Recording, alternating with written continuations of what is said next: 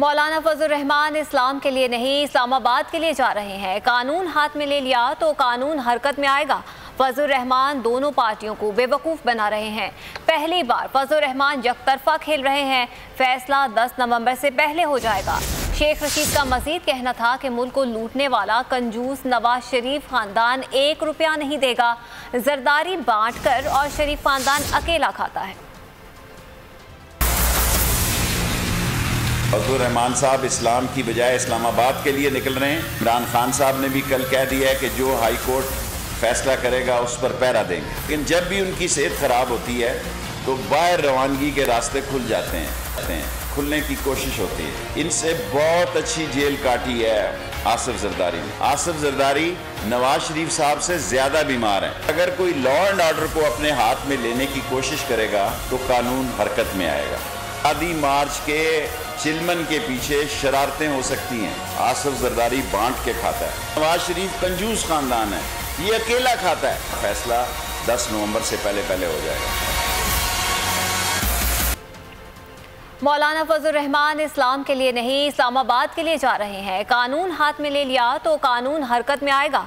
फजल रहमान दोनों पार्टियों को बेवकूफ़ बना रहे हैं। पहली बार फजल रहमान यकतरफा खेल रहे हैं। फैसला 10 नवंबर से पहले हो जाएगा।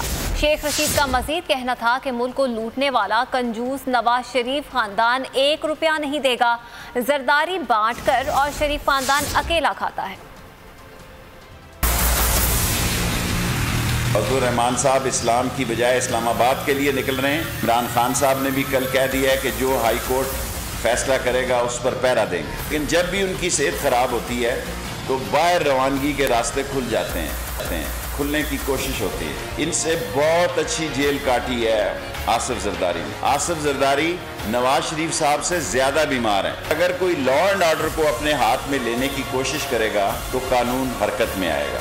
आदि मार्च के चिलमन के पीछे शरारतें हो सकती हैं। आसिफ जरदारी बांट के खाता है। नवाज शरीफ कंजूस खानदान है, ये अकेला खाता है। फैसला 10 नवंबर से पहले हो जाएगा।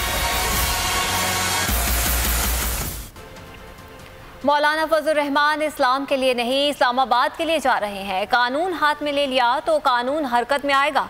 फजल रहमान दोनों पार्टियों को बेवकूफ़ बना रहे हैं। पहली बार फजल रहमान यकतरफा खेल रहे हैं। फैसला 10 नवंबर से पहले हो जाएगा। शेख रशीद का मजीद कहना था कि मुल्क को लूटने वाला कंजूस नवाज शरीफ खानदान 1 रुपया नहीं देगा। जरदारी बांट कर और शरीफ खानदान अकेला खाता है। फजल रहमान साहब इस्लाम की बजाय इस्लामाबाद के लिए निकल रहे हैं। इमरान खान साहब ने भी कल कह दिया है कि जो हाई कोर्ट फैसला करेगा उस पर पहरा देंगे। लेकिन जब भी उनकी सेहत खराब होती है तो बाहर रवानगी के रास्ते खुल जाते हैं, खुलने की कोशिश होती है। इनसे बहुत अच्छी जेल काटी है आसिफ जरदारी ने। आसिफ जरदारी नवाज शरीफ साहब से ज्यादा बीमार हैं। अगर कोई लॉ एंड ऑर्डर को अपने हाथ में लेने की कोशिश करेगा तो कानून हरकत में आएगा।